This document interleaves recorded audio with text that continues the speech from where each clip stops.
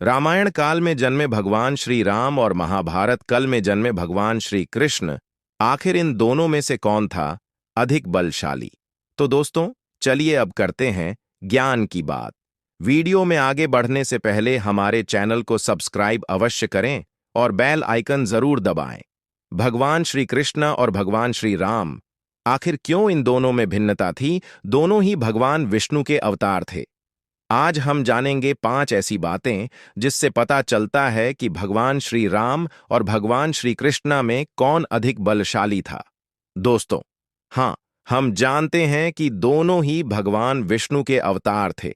हर दोनों की एक दूसरे से तुलना करना बेवकूफी होगी, लेकिन 5 ऐसी बातें हैं जिसकी बुनियाद पर इन दोनों की तुलना की जा सकती है। सबसे पहला है त्याग का बल। यूं तो भगवान श्री कृष्ण के जीवन काल में काम त्याग देखने को नहीं मिलता। उन्होंने कंस जैसे पापी से मथुरा वासियों को मुक्ति दिलाने के लिए गोकुल और गोकुल वासियों का त्याग कर दिया। परंतु भगवान श्री राम का त्याग उनसे काफी अधिक है। भगवान श्री राम ने अपने वचन के पालन हेतु अपने राजपाट और सभी सुख सुविधाओं का और अयोध्या का त्याग कर दिया, और अपनी प्रजा के लिए अपने प्राणों से प्यारी सीता का भी त्याग कर दिया था। वहीं दूसरी सबसे खास बात है कला का बल। हिंदू धर्म में भगवान श्री राम को 14 कलाओं में निपुण बताया गया है, और जबकि भगवान श्री कृष्ण को 16 कलाओं में निपुण बताया गया है। इन्हीं कलाओं से ही भगवान श्री कृष्ण सबका मन मोह लेते थे, अर्थात भगवान श्री कृष्ण अधिक गुणवान थे। और लेकिन वहीं दूसरी तरफ भगवान श्री राम मर्यादा पुरुषोत्तम थे। तीसरा है मर्यादा का बल। मर्यादा पुरुषोत्तम श्री राम ने जीवन भर अपने धर्म का पालन करते हुए सीता के अलावा कभी किसी और का प्रेम स्वीकार नहीं किया, जबकि भगवान श्री कृष्ण के लिए कहा जाता है कि उनकी 8 रानियां और 61,108 पटरानियां थीं। उन्होंने सभी विवाह गंधर्व रीति रिवाज से किए थे। भगवान श्री कृष्ण के जीवन की ऐसी कई कहानियां हैं जिससे उनकी मर्यादाएं टूटती हुई नजर आती हैं, जैसे बचपन की अटखेलियां, माखन चुराना, वस्त्र चुराना, जबकि भगवान श्री राम ने कभी भी मर्यादा का उल्लंघन नहीं किया। चौथा है धर्म का बल। भगवान श्री राम का जीवन धर्म की प्रत्यक्ष परिभाषा को परिभाषित करता है, जबकि भगवान श्री कृष्ण का जीवन चरित्र धर्म और अधर्म दोनों की परिभाषा बताता है। श्रीमद्दो भगवद गीता के अनुसार धर्म की परिभाषा को बदल दिया जाता है।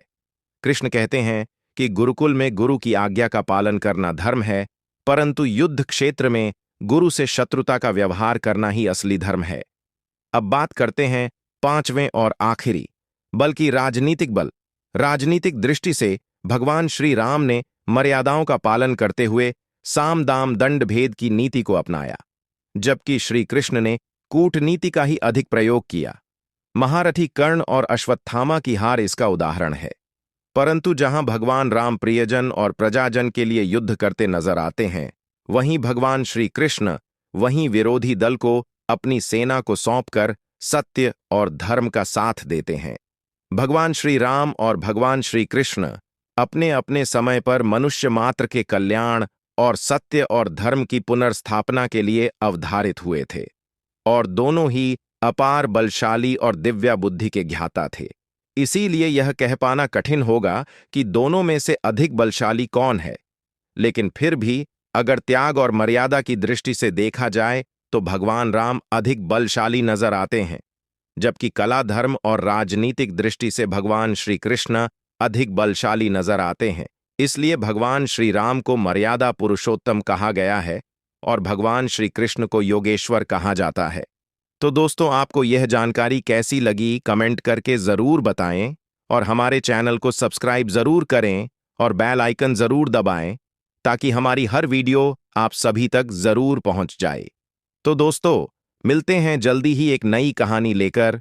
धन्यवाद। जय श्री कृष्णा।